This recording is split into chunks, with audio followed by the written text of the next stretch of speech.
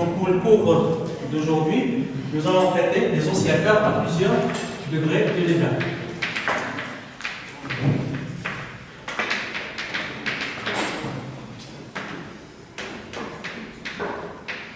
Degré de liberté.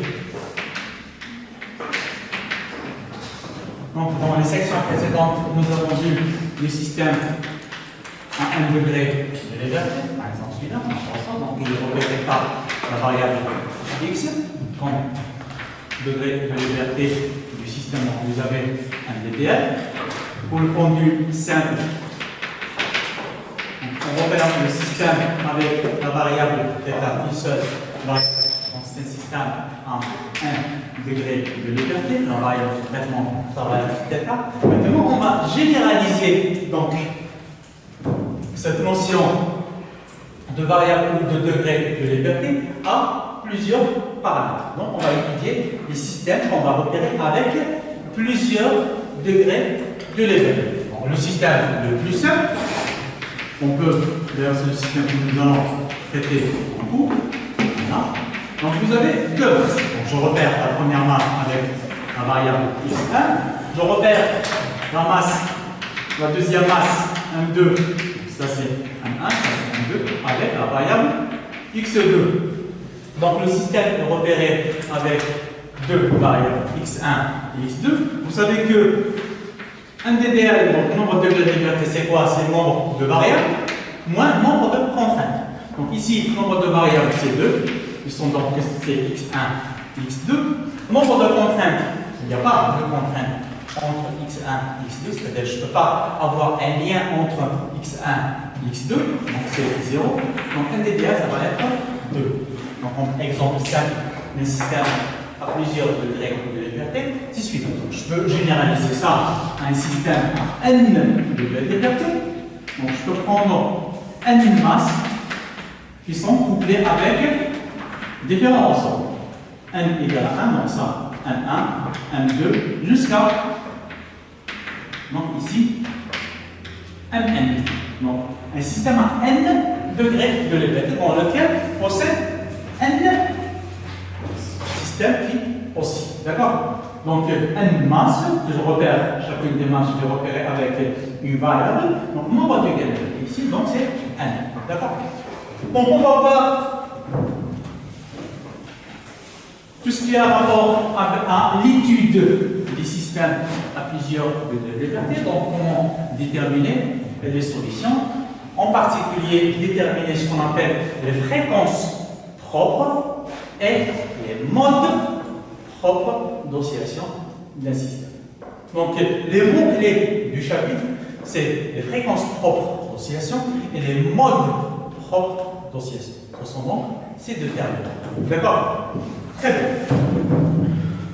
Donc, comme exemple, un système à 2 degrés de liberté possède deux équations différentielles.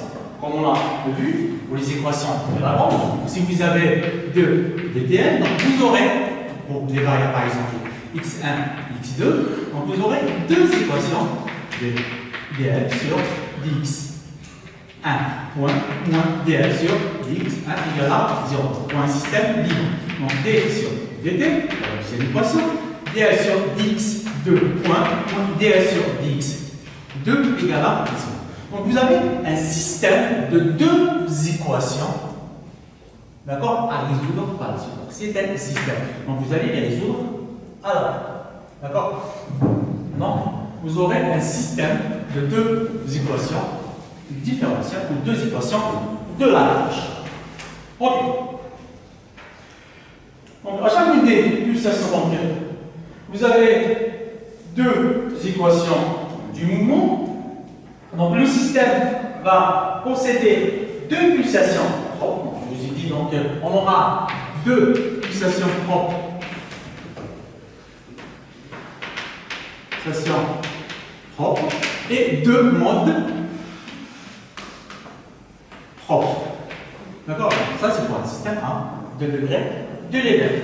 Donc la dynamique du système, pour ce système-là à 2 degrés de liberté, je vous ai dit. Donc on aura deux pulsations propres, on en a un, on en a deux, et deux modes propres Je vais vous expliquer ce que ça veut dire les modes temps après. Et la dynamique du système va apparaître comme étant la superposition des deux modes. D'accord. Ça, c'est bon. Introduction. Donc, pour ces systèmes-là, vous avez donc, la masse M1 qui est repérée par la variable x1, la masse M2 qui est repérée par la variable x2. Donc, chaque système influe sur l'autre. D'accord? Si je peux vous dire que ce système-là est composé de deux oscillateurs, premier oscillateur, deuxième oscillateur. Donc, chacun des oscillateurs influe sur l'autre. Qu'est-ce qui va se produire? Il va y avoir échange d'énergie entre les deux systèmes. Voilà, ce qu'on appelle donc un couplage. Donc, il y a un couplage entre les différents oscillateurs du système. Il y a un échange d'énergie entre les différents oscillateurs qui constituent votre système. D'accord? Ok. Donc, chaque coordonnée influe sur l'autre. Par conséquent, on les retrouve dans chacune des équations. Chaque coordonnée influe sur l'autre, on va les retrouver dans chacune des deux équations. Par exemple, ici, je vais retrouver x1 et x2. Dans la deuxième équation, je vais retrouver x1 et x2 aussi. Le fait qu'il y a un échange d'énergie entre les deux systèmes qui constituent mon système à plusieurs degrés de liberté. Il existe différents modes de couplage. D'accord? Je vais effacer ça.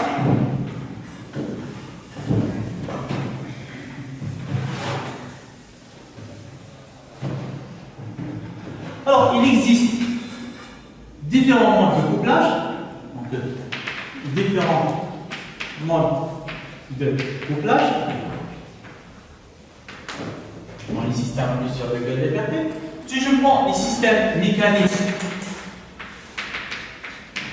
vous avez un couplage élastique, par exemple ce système-là.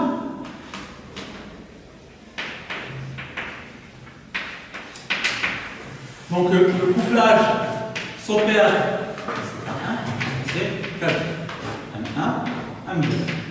Donc ça, je peux considérer que ça est un oscillateur. Un premier oscillateur M1, K1. Ça, c'est un deuxième oscillateur M2, K2, que je couple au moyen d'un ressort de couplage K. D'accord? Ici, donc, on appelle ça couplage élastique. Couplage élastique ou par élasticité. Par élasticité. Je peux avoir, par exemple, pour les pendules de torsion. Donc, j'ai un premier pendule de torsion. Donc, ça, c'est un disque G1. Le moment d'inertie G1. Un disque de moment d'inertie G2. Donc, ça, c'est un fil de torsion C1. Le deuxième pendule de torsion est caractérisé donc par un fil de torsion C2. Les deux oscillateurs, je vais les coupler par un fil de torsion de constante C1. D'accord. Ça aussi, donc, c'est couplage par élasticité. Donc, j'utilise les propriétés d'élasticité du fil de torsion pour coupler les deux oscillateurs. D'accord. Très bien. On peut avoir aussi couplage par inertie. Par exemple, pour ce pendule, je lui couple un deuxième pendule. Donc, couplage inertiel. Ou couplage par inertie. D'accord.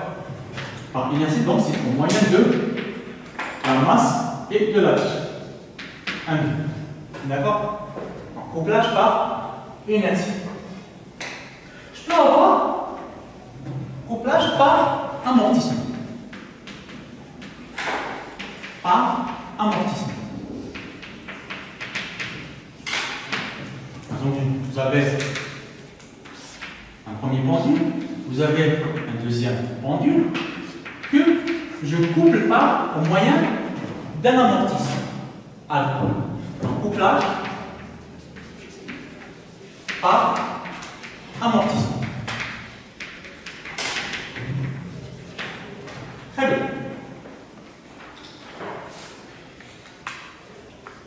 Donc, pour les systèmes électriques, l'électricité, pareil, donc des oscillateurs couplés, vous prenez l'oscillateur L1, C1, donc ça c'est le premier oscillateur.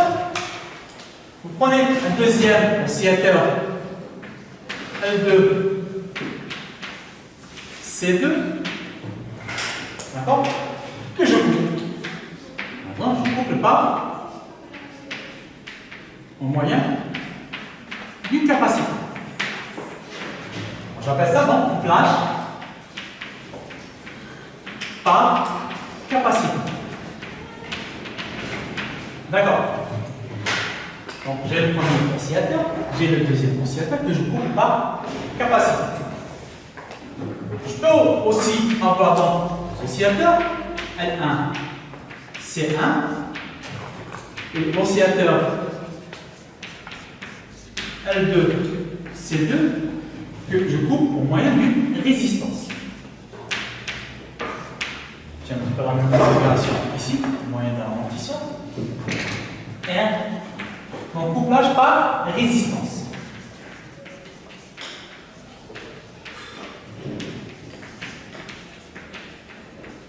D'accord.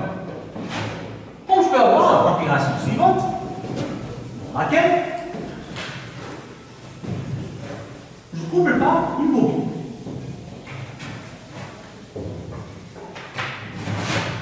Donc vous avez le premier oscillateur L1, C1.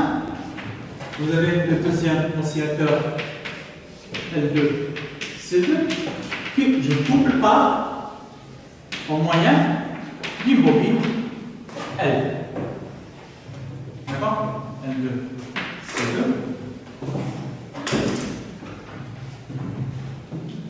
Donc on appelle ça couplage magnétique. Je peux avoir, pareil, couplage magnétique. Premier oscillateur. Donc, deuxième oscillateur. Vous avez ici un transformateur. Pareil, on travaille avec un moyen des champs magnétiques. Donc, un transformateur caractérisé par une selle L. Pareil, donc couplage magnétique. Ça, c'est un transformateur. Vous avez un primaire, vous avez un secondaire. Donc, deuxième point après l'introduction.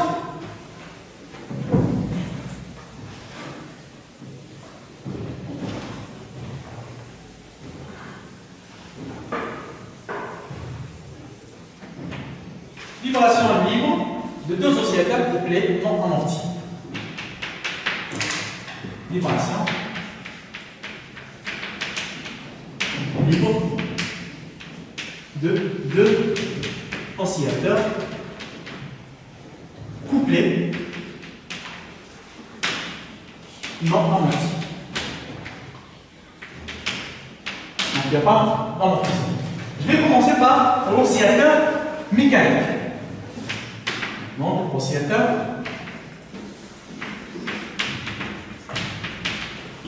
mécanique.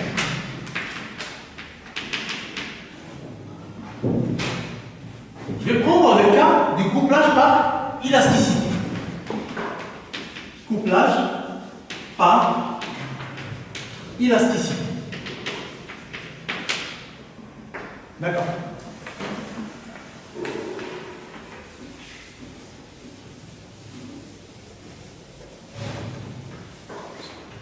Je prends l'exemple suivant.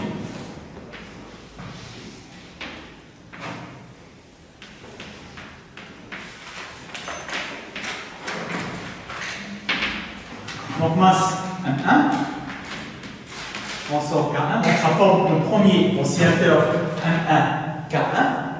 Donc masse M2 ressort K2, ça forme donc le deuxième oscillateur que je couple au moyen d'un ressort de raideur K. Donc ça c'est un ressort de couplage. Le couplage s'effectue par élasticité. Donc on va construire les équations du mouvement. Le Lagrangien du système est égal à T moins U.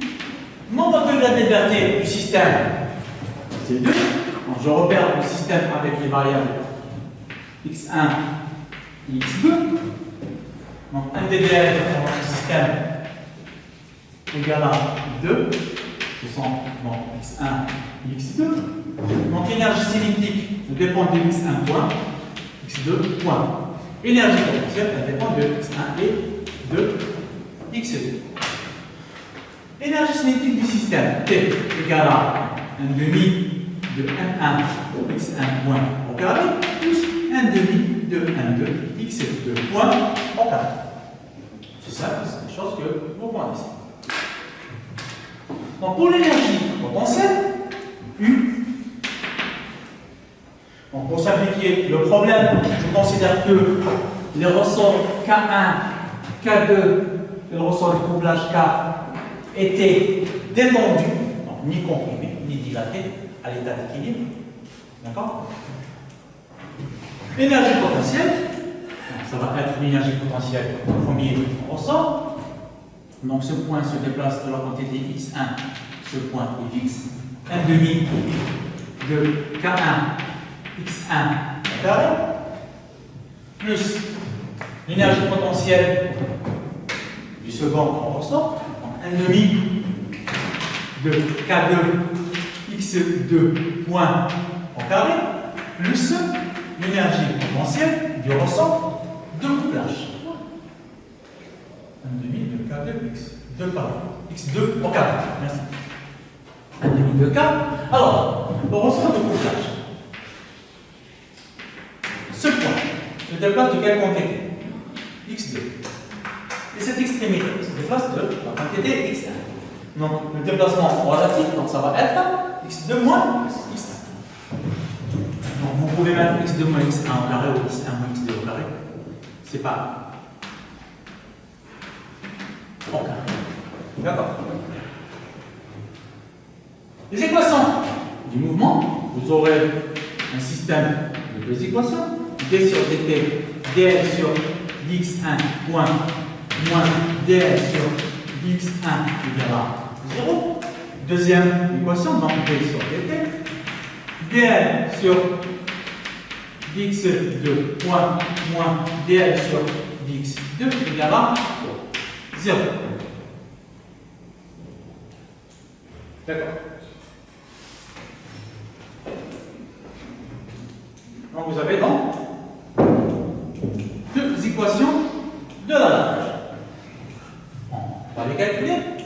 Donc la première, on a donné donc 1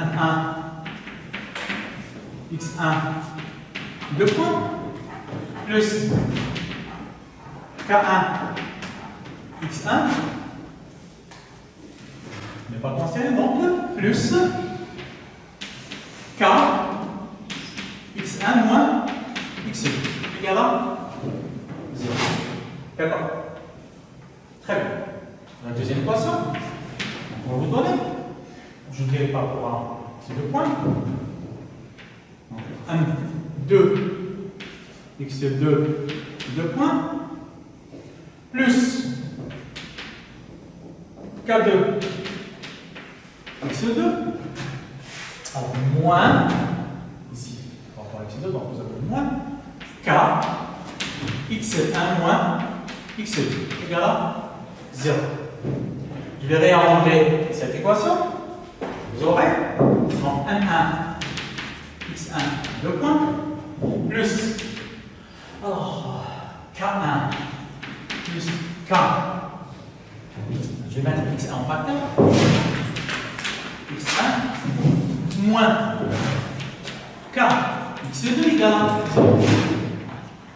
M2, x2, 2 points. Dans la deuxième. Plus, alors ici, pareil, on va mettre x2 en facteur. En moins, ça fait plus.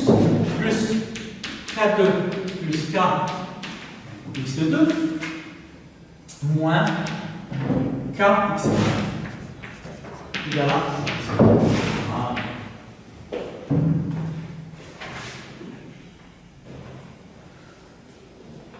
Je réécris donc cette équation. Donc, vous avez x1, 2 points, plus oméga 0, 1 carré, x1, moins k sur 1, 1. Je divise par 1. x2 égale à 0. x2, 2 points, plus oméga 0, 2 carré, x2, moins k sur 1, 2, x1 égale à 1. Donc vous avez des équations qui sont couplées. Vous trouvez x1 et x2 dans chacune des équations. Donc c'est des équations couplées. D'accord? Très bien. Donc système d'équations couplées.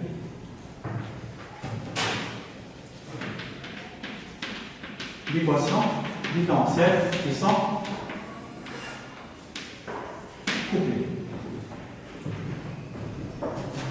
Donc, oméga 0,1 égale à,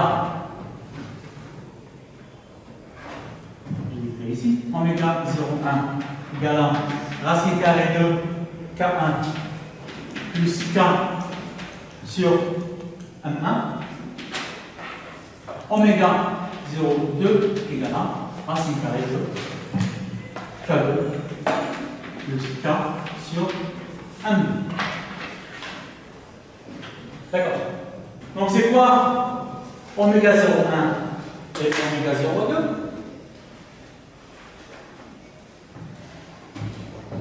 Regardez. Si je mets x2 égale à 0, regardez. Si je mets x2 égale à 0 dans cette équation, vous aurez quoi? x1 2 points plus oméga 0,1 carré x1 égale à 0. Donc c'est la pulsation de l'oscillateur M1 K1 K lorsque le deuxième oscillateur est bloqué. Voilà. Donc ça c'est la pulsation propre de cet oscillateur seul. D'accord. Oméga 0,2 c'est pas ici, je bloque x1. Vous avez x2, je bloque x1, je bloque ça. Donc vous aurez un oscillateur qui est composé de 1, 2, K2 et K. D'accord. Donc x1 égale à 0. Donc ça vous fait x2, 2 points plus oméga 0 au carré x2. Donc c'est la pulsation de l'oscillateur 1, 2, K2, K lorsque le premier oscillateur est bloqué. Est-ce que c'est clair pour toi? Très bien. Est-ce qu'il y a des questions jusque-là? Donc pour les équations? C'est bon, il n'y a pas de questions? Très bien. Donc je passe à l'oscillateur électrique. Oui? Pardon? Ici. Oui. Alors, cette équation, donc, j'ai divisé par 1. Cette équation, j'ai divisé par 1. La deuxième équation, j'ai divisé par 1. Et j'ai posé cette quantité K1 plus K sur 1 égale oméga 0,1 carré. Et j'ai posé K2 plus K sur 1,2 racine oméga 0. C'est ça votre question? C'est bon? Très bien. Donc je passe à l'oscillateur électrique.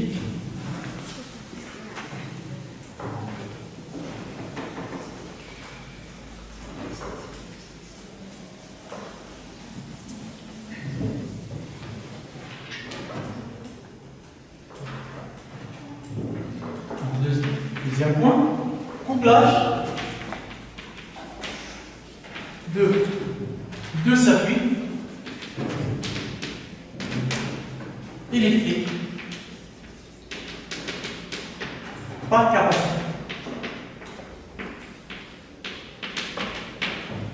Donc je vais opérer un couplage capacitif. Je prends le premier oscillateur. Donc L1, C1. Je prends le deuxième oscillateur L2, C2, que je couple en moyen d'une capacité C. D'accord. Pour la construction des équations du mouvement, donc on va utiliser la loi des mailles et la loi des nœuds pour l'étude de ce circuit. Donc ici vous avez une première maille, une deuxième maille, je peux considérer ça aussi comme une troisième maille. Une troisième maille dépend des deux premières mailles. Donc nombre de mailles indépendantes, vous avez deux mailles indépendantes. D'accord. Donc je vais utiliser cette maille et je vais utiliser celle-là. D'accord. Donc pour le premier oscillateur, je considère qu'il y a un courant I1 qui circule. D'accord. Donc le deuxième oscillateur, je considère qu'il y a un courant I2 qui circule. Donc l'étude de notre circuit va me donner pour cette maille, donc L1, donc DI1 sur DT, donc c'est la tension au banc de la bobine N1, plus la tension au banc du condensateur C1, donc 1 sur C1 intégrale de I1 DT, plus la tension au banc du condensateur C. D'accord. 1 sur C intégrale de le courant donc, qui circule dans cette branche, CI. D'accord. CI. I égale à quoi? Voyons donc la loi des nœuds. Sur un nœud, la somme des courants qui rentrent est égale à la somme des courants qui sortent. Donc, dans les circuits électriques, vous avez deux lois à appliquer, la loi des mailles et la loi des nœuds. Donc la loi des mailles concerne les tensions, donc la somme des tensions sur un circuit fermé égale à 0. Pour la loi des nœuds, qu'est-ce qu'elle dit? Sur un nœud, la somme des courants qui rentrent dans un nœud égale à la somme des courants qui sortent de ce nœud. D'accord. Donc voyons maintenant ce nœud, la somme des courants. Le courant qui rentre, c'est I1. Le courant qui sort, c'est I2 plus I. D'accord. Donc ce condensateur est traversé par le courant I, ici, 1 sur C, I dt. D'accord. Et ce I égale à quoi? Donc I égale à I1 moins I2. Je peux placer directement I1 moins I2 dt égale à 0. Très bien. La deuxième maille, même traitement, même calcul. Donc L2 d I2 dt, la tension en bande de la bobine L2 d I2 sur dt, plus la tension en bande de ce condensateur, 1 sur C2, intégrale de I2 dt, plus la tension en bande de ce condensateur. Donc, ici, on va faire moins 1 sur C intégrale, parce que I dans le sens opposé. D'accord. Donc, je vais faire, bon, je peux mettre plus 1 sur C moins I. Pareil. Donc, I1 moins I2 dt égale à 0. Est-ce que c'est là? Autrement, c'est bon? Très bien. Oui? D'accord? Moins. Alors, ce courant, donc, dans le sens opposé, ça qui pense. Cette tension moins cette tension.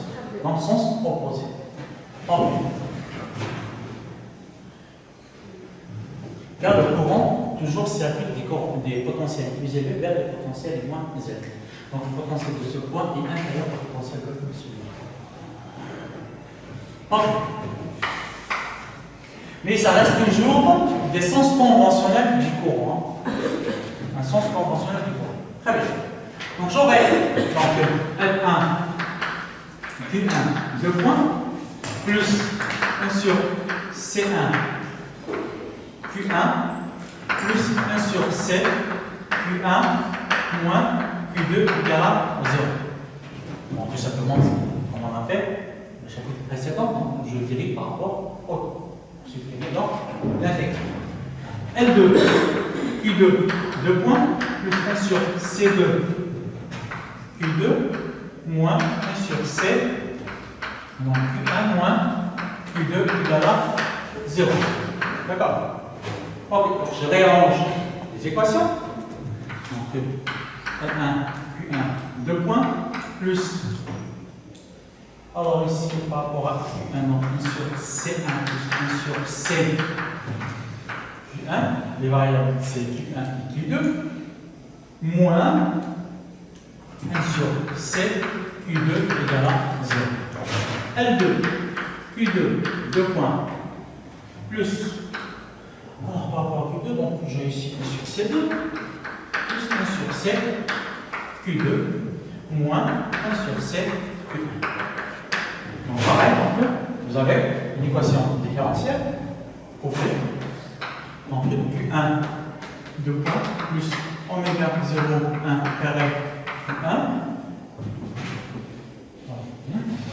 moins 1 sur L, C, Q2 égale à 0. Et Q2, 2 points, plus oméga 0, 2 carré Q2, moins 1 sur LC, Q1 égale à 0. Pareil, vous voyez la structure des équations, c'est la même chose. Oméga 0, 1 égale donc racine carrée de. Alors donc 1 sur L1, point 1 sur C1 plus 1 sur C, et oméga 0, 2, racine carrée de 1 sur L2, 1 sur C2 plus 1 sur C. Donc, on peut émettre les mêmes remarques que tout à l'heure pour oméga 0, 1 et oméga 0, 2. Donc c'est un système d'équation différentielle couplée. Donc on trouve donc les deux variables, Q1 et Q2, dans chacune des équations. Donc c'est un système qui est couplé. Donc le terme couplé veut dire qu'il y a un échange d'énergie entre les deux systèmes. Et le canal d'échange d'énergie, ici, c'est le ressort du couple. Il y a de l'énergie qui passe par ce ressort entre cet oscillateur et cet oscillateur. Pareil ici. Donc ce condensateur est un canal d'échange d'énergie entre le premier oscillateur et le deuxième oscillateur. D'accord? Est-ce qu'il y a des questions? C'est bon? Oui? Le système de couple. Est-ce que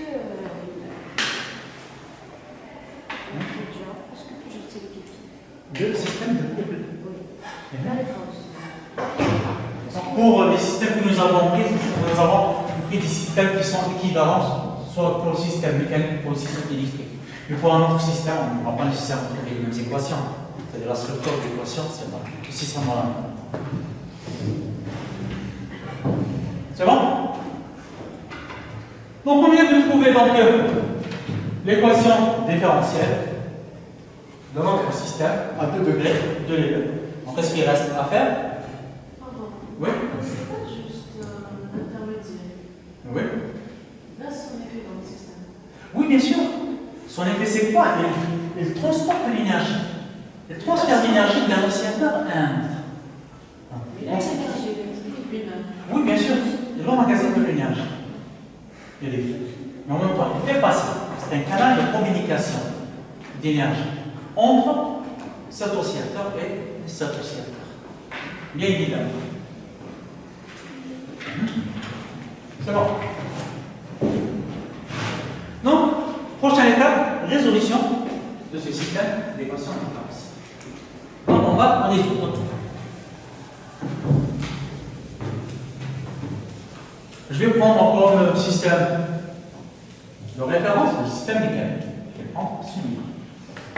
Mon troisième point.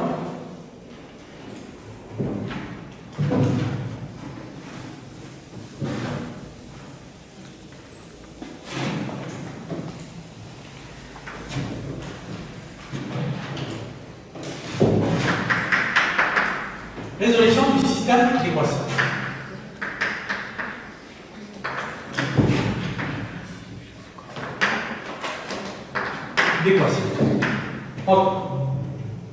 Donc la résolution consiste à déterminer, ce que je vous ai dit tout à l'heure, les pulsations propres et les modes propres. Donc détermination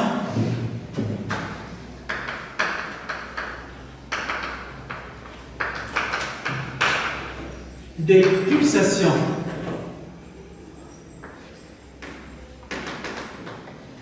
propres et des modes propres. Voilà. Je prends mon système d'équation x1 2 points plus oméga 0,1 carré x1 plus au moins k sur 1,1 x2 égale à 0.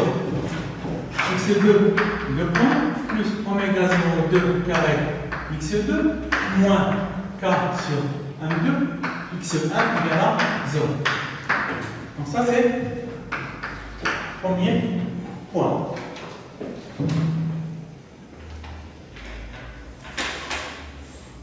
Dans le cas des oscillations libres, donc ici les oscillations ne sont pas forcées, dans le cas des oscillations libres, les solutions particulières du système peuvent être données en représentation complexe comme solution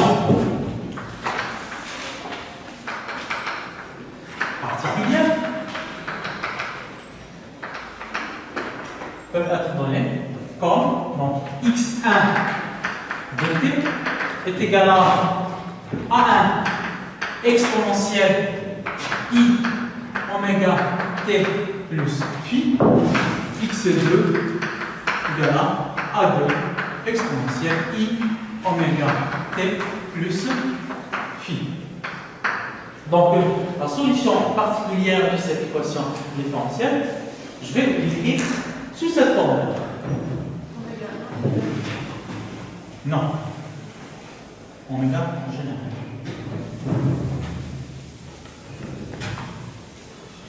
Justement, c'est le but du traitement. C'est de trouver les fréquences propres maintenant. Ou on peut écrire aussi, vous pouvez trouver ça dans la littérature, c'est A1 exponentielle I oméga t x2 de t égale à A2 oméga exponentielle I oméga t. Donc avec A1, donc un nombre complexe, c'est égal à A1 exponentielle I phi et A2 oméga est égal à A2 exponentielle I phi. D'accord. Donc ça c'est une solution que je vais noter 2 pour les solutions. Donc ces solutions décrivent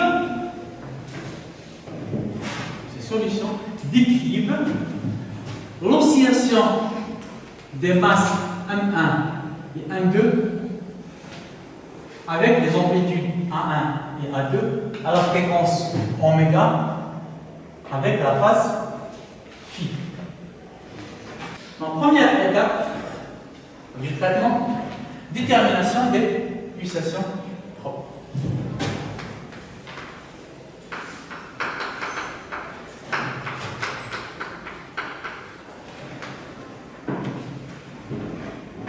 Donc pour déterminer les pulsations propres, il suffit donc de remplacer la solution dans l'équation différentielle.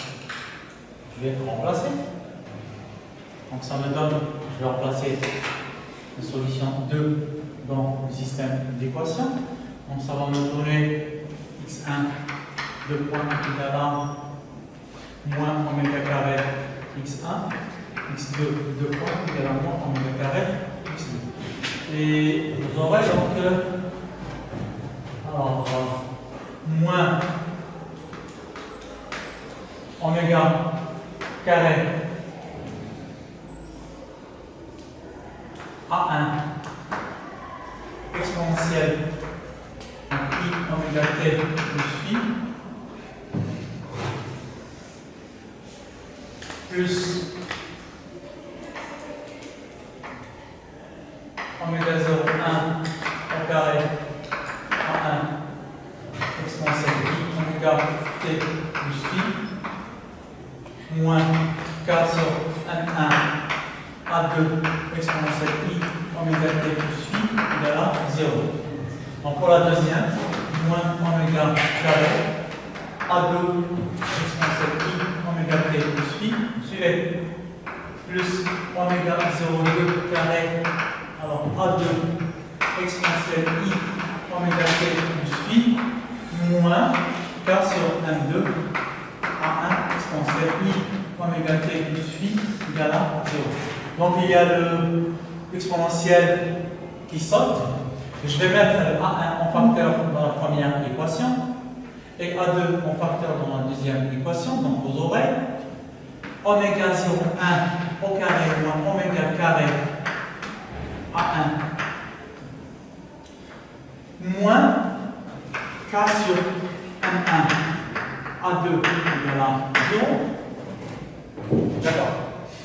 Pour la deuxième, donc de moins K sur M2 A1 plus oméga 0,2 au carré moins oméga au carré A2 égale à 0. Donc qu'est-ce que nous avons fait? C'est exactement comme on a l'habitude de faire pour un système à un niveau de liberté. Donc je vous propose une solution où je résous l'équation, je trouve la solution sous cette forme. Donc ici, je propose une solution que j'appelle la solution particulière. Voici. Donc cette solution particulière vérifie le système d'équation différentielle. Donc je remplace. Donc, en remplaçant, donc j'obtiens à ce système de deux équations que je vais résoudre. Je vais essayer donc de déterminer donc, les solutions de ce système d'équations. Je peux l'écrire sous forme matricielle. Donc oméga 0,1 au carré moins oméga carré moins K sur M1 moins K sur M2 oméga 0,2 au carré moins oméga au carré. Fois donc A1, A2 égale à 0, 0. Donc sous forme matricielle, mon système s'écrit sous cette forme-là. Maintenant, les solutions du système. Donc, il consiste donc à déterminer les amplitudes A1 et A2. D'accord. Donc pour ce système, vous avez une solution qui est triviale. Donc solution triviale. Vous utilisez la méthode de Cramer. Vous allez trouver que A1 est égal à A2 égal à 0. Donc il y a une solution triviale qui est A1 égal à 0, A2 égal à 0. Ça vérifie ce système d'équation. Mais mon système admet une infinité de solutions. Notre système, on appelle ça la solution triviale. A1 égale à A2 égale à 0. Maintenant, les solutions du système s'obtiennent en suivant la méthode que je vais vous exposer maintenant. Donc, notre système admet une infinité de solutions.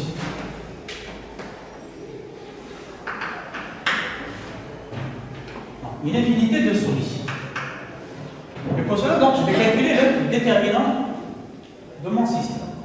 Donc, déterminant de mon système, égale à, en déterminant de ça, donc oméga 0,1 au carré, moins oméga carré, moins k sur 1,1, moins k sur 1,2, et oméga 0,2 au carré, moins oméga au carré. Voilà. Donc je calcule le déterminant. Donc pour trouver les solutions de mon système, il faut que le déterminant soit égal à 0. D'accord, on va faire le calcul. Donc je vais passer ici.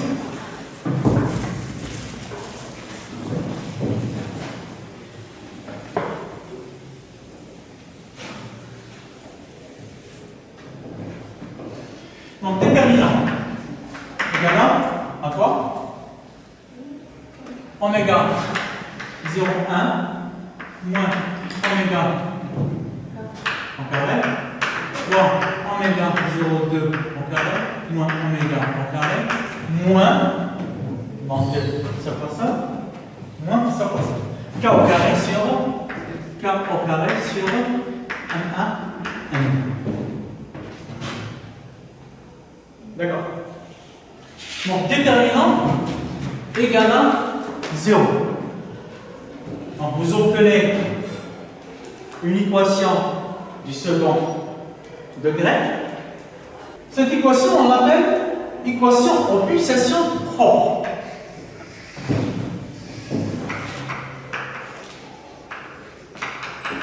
Équation aux pulsations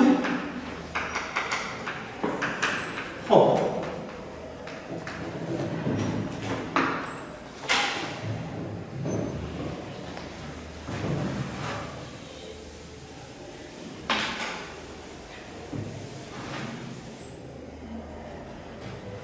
Remontez celle-là, équation 3, celle-là ou celle-là, peu importe.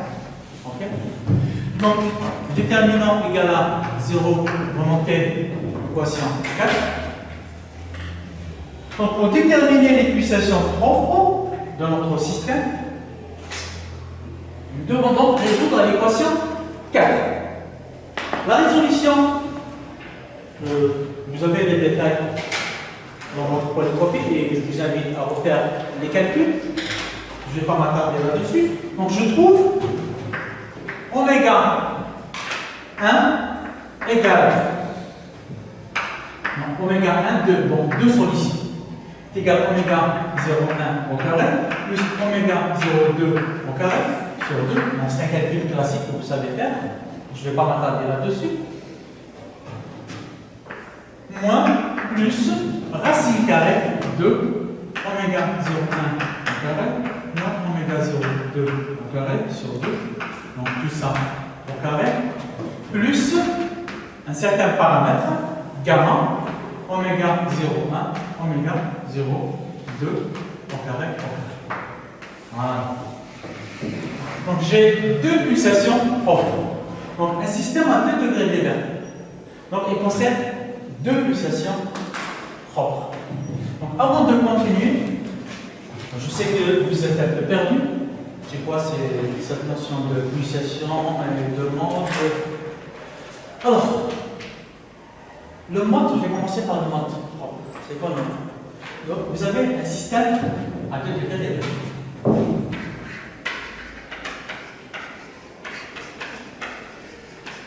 C'est quoi le mode propre?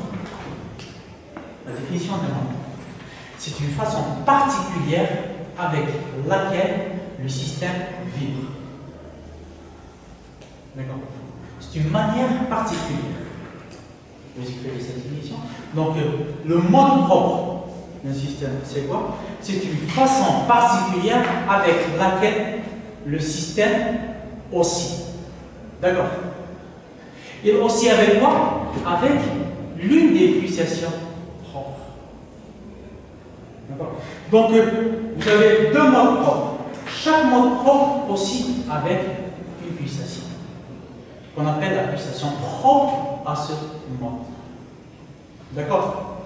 Mathématiquement parlant, qu'est-ce que cela veut dire? Je vais vous donner un simple exemple. Ok. Vous prenez par exemple un cylindre. D'accord? Que je vais repérer dans l'espace avec X, Y et Z. Cette notion de mode propre, c'est quoi? C'est en quelque sorte, je vais trouver le meilleur système pour étudier, par exemple, ce système. Le meilleur système de référence pour pouvoir étudier ce système. Vous pouvez voir dans ceci que nous n'avons aucune symétrie. Soit. Voilà. Alors, la détermination des modes propres. Au sens mathématique, on appelle ça les vecteurs propres. Et les pulsations propres, on les appelle les valeurs propres. Donc, pour un système donné, au sens mathématique, je vais déterminer les valeurs propres et les vecteurs propres. Les vecteurs propres, c'est quoi? C'est de déterminer un système qui me permet une étude. Donc, c'est déterminer un système qui me permet d'étudier mon système de manière aisée. Donc, cela me renvoie à la détermination d'un système qui présente des symétries pour mon système. Par exemple, ça c'est grand X, grand Y et grand Z. Donc voici les vecteurs propres de mon système. Est-ce que c'est une idée un peu claire? Donc le système de vecteurs propres me permet de faire une étude aisée pour mon système. D'accord? C'est un petit peu la même chose qu'on va faire ici. Donc le système de mode propre va me permettre de découpler les deux façons de vibrer de mon système. Je parle du système à 2 degrés de liberté. Donc, le système, ces modes propres vont me permettre de déterminer, de me découpler le premier oscillateur du deuxième oscillateur du premier oscillateur. D'accord? Est-ce que c'est clair? C'est pas tout à fait. C'est pas évident de concevoir cette ensemble de pulsations et de modes. C'est pas vraiment évident. Je reprends. On continue les calculs. Donc ici, gamma, donc coefficient de couplage.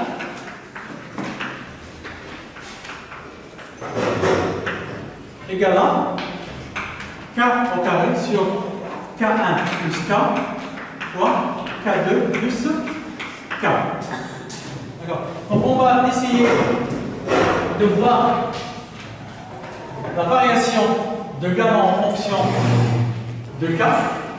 Donc ce coefficient de couplage, comment il évolue avec K. Donc limite de ce coefficient de couplage gamma lorsque K tend vers 0.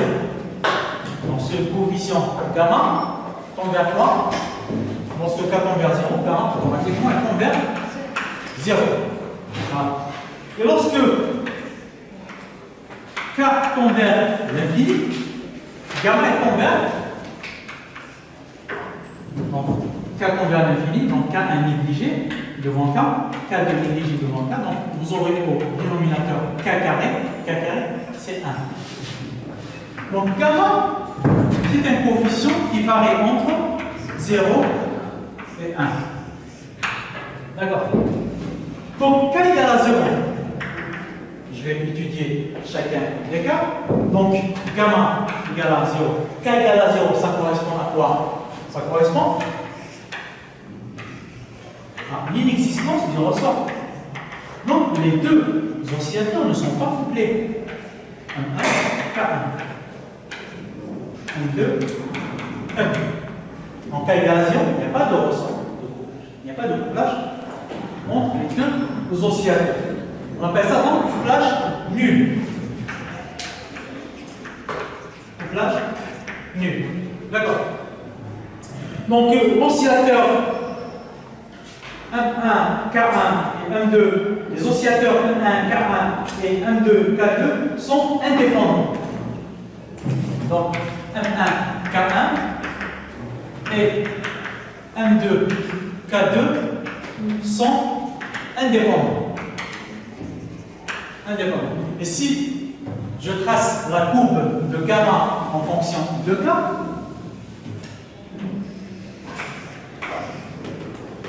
donc ici, ça c'est gamma en fonction de K, je trouve alors oméga 0,1, enfin, les deux pulsations. Ça c'est les pulsations en fonction de gamma. Et la deuxième pulsation oméga 0,2. Dans ce cas, une pulsation propre oméga 1, donc oméga 1 égale à oméga 0,1 égale à racine de K1 sur M, oméga 2 égale à oméga 0,2 égale à racine de K2 sur M. Sur M1, ça sur M2. Donc si je vois lorsque K égale à 0, donc pour les pulsations propres, donc je trouve oméga 1 qui va se résumer à la pulsation propre de cet oscillateur, et la pulsation oméga 2, la pulsation propre oméga 2, ce n'est autre que la pulsation de ce deuxième oscillateur. Est-ce que c'est clair? D'accord, très bien. Dans le cas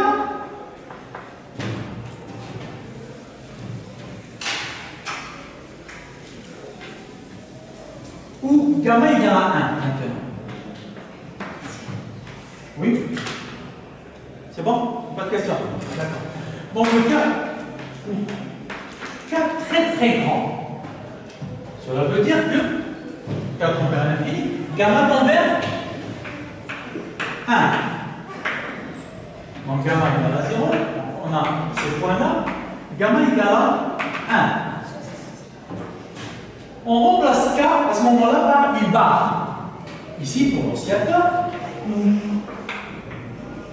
donc le premier oscillateur, ici vous avez le deuxième oscillateur, je remplace le ressort au milieu, donc sa constante de raideur est très très importante, ce qui caractérise les propriétés d'une barre rigide. D'accord? K, donc on vers l'infini, ce n'est qu'une barre. Donc lorsque on remplace donc K par l'infini, donc l'équation, on trouve donc oméga 1 égale à 0, donc la première pulsation propre égale à 0, et la deuxième pulsation propre égale à racine carrée de oméga 0,1 au carré plus oméga 0,2 au carré. Voilà. Voilà. Donc 1 degré de liberté. Donc vous avez une seule pulsation propre, donc il caractérise la pulsation donc, de cet oscillateur. On revient à un système à 1 degré de l'éveil. Et pour la courbe, vous allez obtenir ici une courbe qui évolue de cette manière pour les pulsations propres. Donc ici, c'est 0 pour la première pulsation propre. Pour la deuxième pulsation propre, donc vous aurez racine carrée de oméga 0,1 au carré plus oméga 0,2 au carré. D'accord. Bravo. Donc ça, concernant les pulsations propres. Une fois que nous avons déterminé les pulsations propres, on va essayer de déterminer les modes propres associés à ces pulsations. Nous avons deux pulsations propres, automatiquement nous aurons deux modes propres d'oscillation.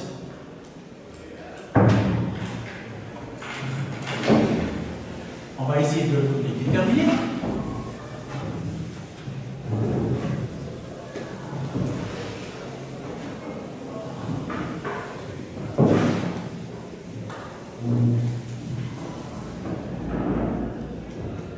Détermination des modes propres.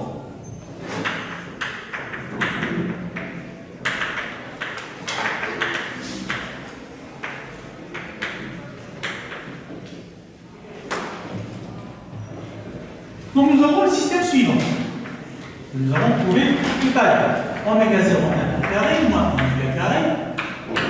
Vous avez moins k sur 1, moins k sur 2, oméga 0 2 au carré moins oméga au carré. Donc 3 à 1 à 2 égale à 0, 0. Donc voici notre système. Donc, à la pulsation propre oméga 1, on va associer le mode propre A1, A2 avec indice 1. D'accord? À la pulsation propre oméga 2, j'associe le mode propre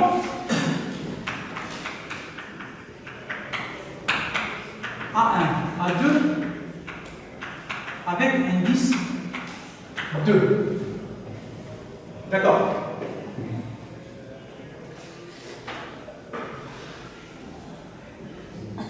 Donc, pour simplifier les calculs, parce qu'ils ne sont pas évidents avec cette configuration, je vais poser 1, 1 est égal à 1, 2 est égal à 1, et je vais mettre K1 est égal à K2 est égal à K, pour simplifier les calculs.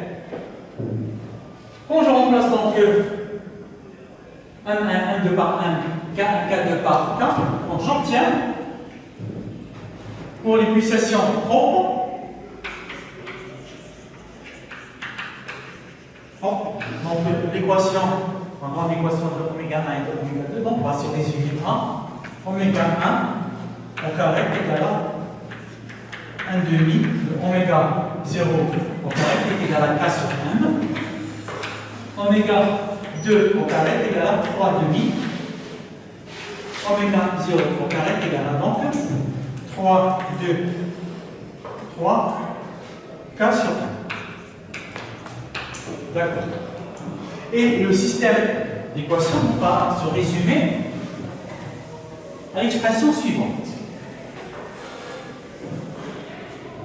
Donc, système d'équation, on se résume donc oméga 0 carré moins oméga carré moins K sur M moins K sur M et oméga 0 carré moins oméga au carré. Ici, A1, A2 égale à 0, 0. Voilà. Donc, avec la configuration de tout à l'heure, ce n'est pas évident de faire les calculs, c'est assez compliqué. Donc, pour des raisons de pédagogie, on va simplifier notre système. J'ai placé 1 est égal à 1, 2 est égal à 1, et K est égal à K, 2 est égal à 1. Et mon système, ce système-là, va se résumer à celui-là. Maintenant, c'est un système qui est assez simple à résoudre. Donc, premièrement, ok.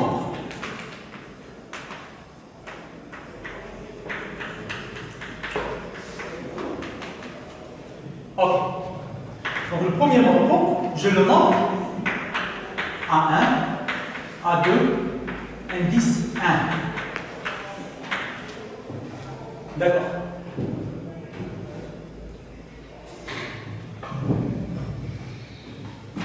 Donc, le premier mode propre est associé à oméga égal à oméga 1. La première pulsation propre. Oméga 1. Donc, pour déterminer le mode propre associé à oméga 1, donc ce système, je remplace oméga par oméga 1. On remplace oméga par oméga 1. Ça, c'est la procédure mathématique. D'accord. Donc, vous savez, oméga 0 carré moins oméga 1 au carré, moins k sur n, moins k sur n, oméga 0 carré moins oméga 1 au carré.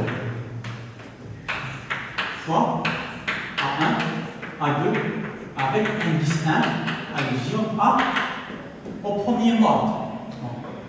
L'indice 1, c'est par rapport au premier mode. Il y en a 0, 0.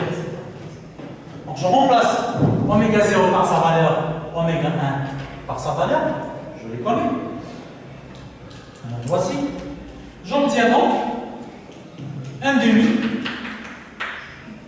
donc de oméga 0 au carré, moins k sur 1, moins k sur 1 demi, oméga 0 au carré.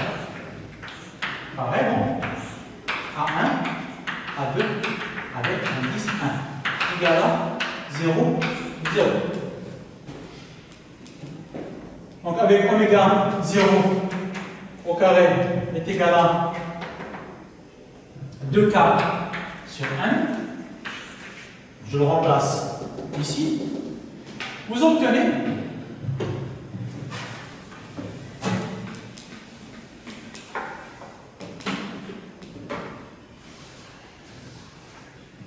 donc le système suivant, k sur 1. Je remplace oméga 0 par sa valeur.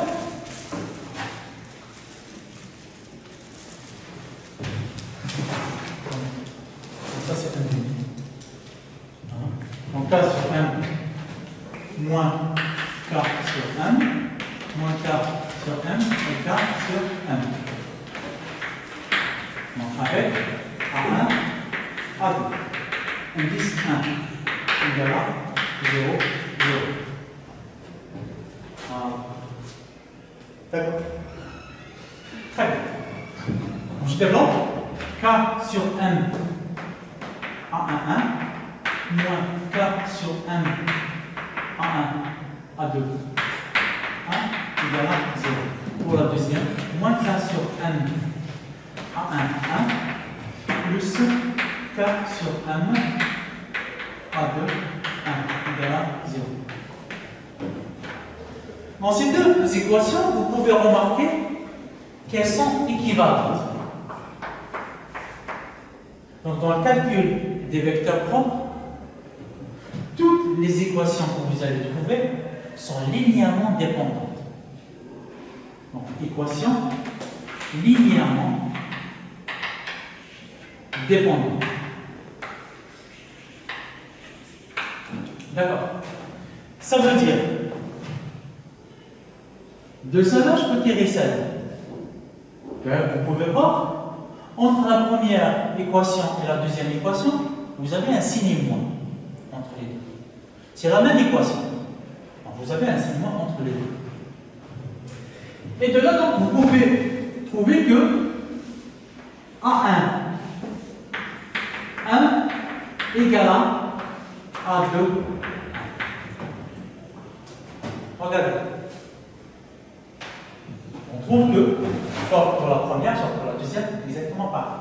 A1 est égal à A2 pour le premier mode. D'accord? Très bien. Donc le premier mode associé à la pulsation propre oméga 1 et A1, A2, indice 1 égale A11, A1. Donc voici le premier mode qu'on vient de trouver. On n'a pas de valeur particulière pour A. Je vous ai dit tout à l'heure, on a une infinité de solutions. Et la valeur de A1 dépend des conditions initiales du problème. D'accord. Dans l'exemple d'application, vous allez voir les détails du calcul. Donc la solution pour le premier mode s'écrit pour la solution particulière associée au premier mode. La solution particulière associée au premier mode est donc x1 de t égale à A1 1 exponentielle i oméga 1 t plus i1.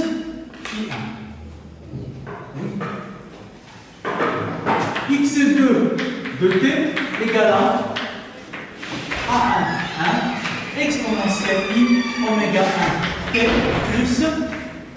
Donc voici la solution particulière associée au premier mode. D'accord? La solution générale, donc, ça va être la somme des deux solutions particulières. Il nous reste encore à déterminer la solution particulière associée au deuxième. D'accord? Donc, on va faire les mêmes étapes de calcul pour oméga égale à oméga 2 pour déterminer le deuxième mode.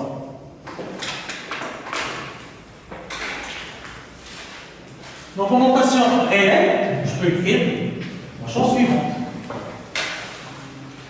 En notation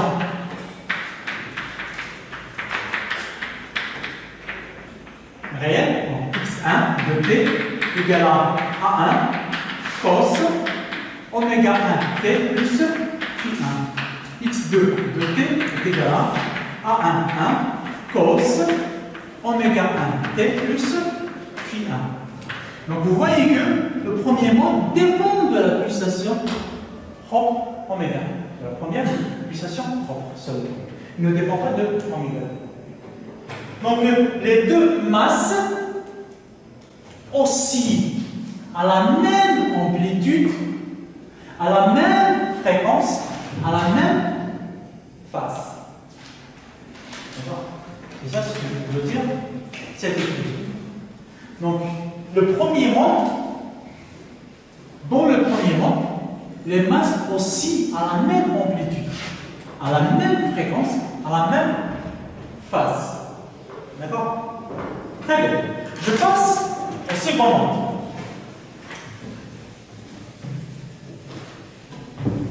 En second mode, je remplace oméga par oméga 2. Les mêmes étapes de calcul. Second mode. On remplace dans l'équation, on remplace donc ici oméga par oméga 2. Vous avez, et le second mode, je vais l'écrire donc A1, A2, indice 2 pour second mode. Indice 2 pour second mode. Très bien. Je remplace oméga par oméga 2, oméga 0 carré moins oméga 2 au carré, moins k sur n, moins k sur n, et oméga 0 au carré, moins oméga 2 au carré. Voilà donc A1, A2, indice 2, second mode, égal à 0, 0. D'accord. Donc ça donne. Donc je sors des étapes intermédiaires. Moins K sur M A1, 2. Moins K sur M A2, 2 égale à 0. Pareil, moins K sur M A1, 2, moins K sur M A2, 2, égale à 0. Comme pour le premier mode, les deux équations sont linéairement dépendantes. C'est-à-dire qu'on peut, dans ce type de calcul, on doit prouver que toutes les équations sont linéairement dépendantes. C'est-à-dire qu'on peut déterminer une équation en fonction des autres. Ici, les deux équations sont parfaitement identiques. Je veux dire que A2 2, 2 égale à moins A1, 2. L'amplitude de la deuxième masse est égale à moins l'amplitude de la première masse. D'accord? Et le second mode, on va s'écrire. Donc, le second mode, donc de A1, 2, A2, 2 égale à donc A1, 2 fois 1 moins 10. D'accord? Et la solution particulière associée au second mode, solution particulière associée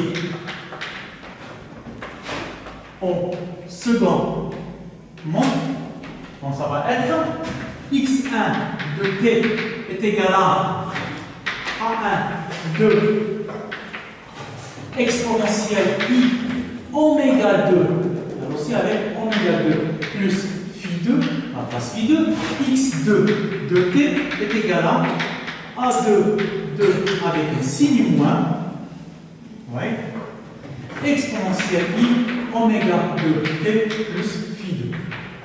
D'accord? Donc, le premier mode aussi à la puissance oméga 1 avec la phase phi 1 ou un déphasage phi 1. Le deuxième mode aussi à la puissance oméga 2 avec un déphasage phi 2. Donc, vous pouvez voir ici que il y a opposition de phase entre les deux masses au cours de leur oscillation. Ça c'est plus, ça c'est moins. Donc le premier mode est aussi à la même amplitude. Ils oscillent, les deux masses oscillent en phase. Le deuxième mode, les deux masses oscillent à la même amplitude avec opposition de phase. D'accord? Très bien. Donc, en écriture réelle, x1 de t égale à A1 2 cos oméga de t plus phi 2. x2 de t égale à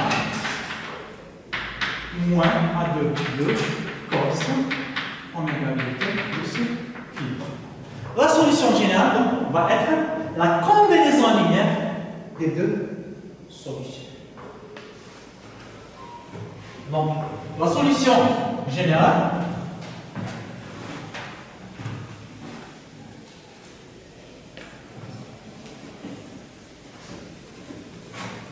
alors oméga 1 égale à racine de k sur 1. Oméga 2 est égal à racine de 3k sur 1. Donc, vous voyez très bien que oméga 2 est supérieur à oméga 1.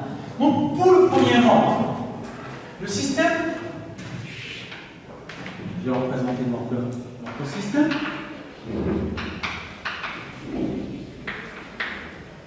Il fait quoi? Donc, pour le premier mode. Donc, il oscille. Oui. Donc, pour le premier mode, il oscille à la pulsation oméga 1 avec une amplitude, la même amplitude. Les deux masses aussi à la même amplitude, A1, les deux, à la pulsation oméga. Donc le système, qu'est-ce qu'il fait? Elle fait ça. Le ressort de couplage du milieu ne travaille pas. Regardez. Les deux masses aussi à la même amplitude. Le ressort de couplage ne travaille pas. Cela veut dire qu'il n'y a pas de transfert d'énergie d'un système à un, comme s'il n'existait pas. Non. C'est-à-dire qu'il bouge, d'accord, mais il ne subit pas de compression. Il n'y a pas d'énergie potentielle dans le système. D'accord, comme s'il n'y avait rien. Donc ça aussi avec la fréquence oméga.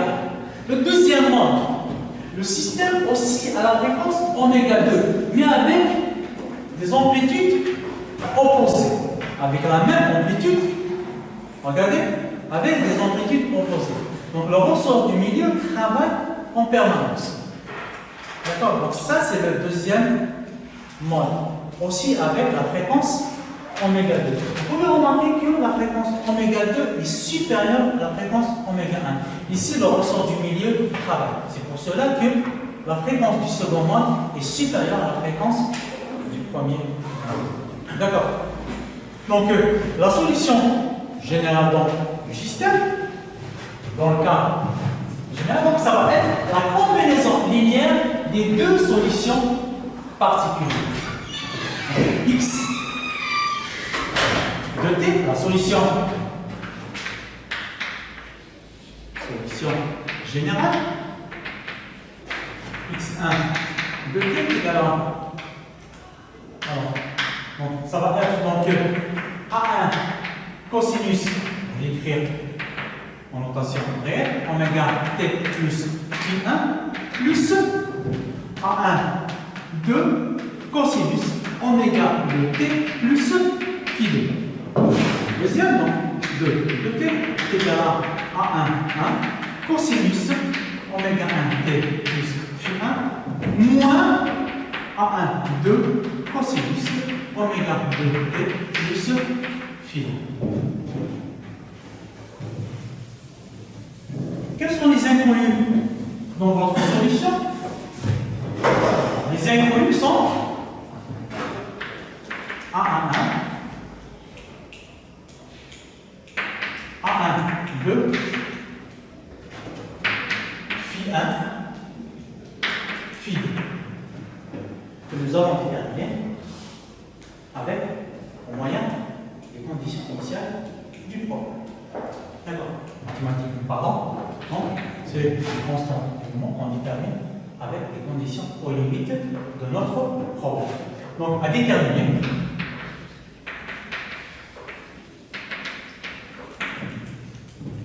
au moyen des conditions initiales du problème. D'accord. Est-ce que c'est clair comme ça? Donc ça, c'est la solution générale.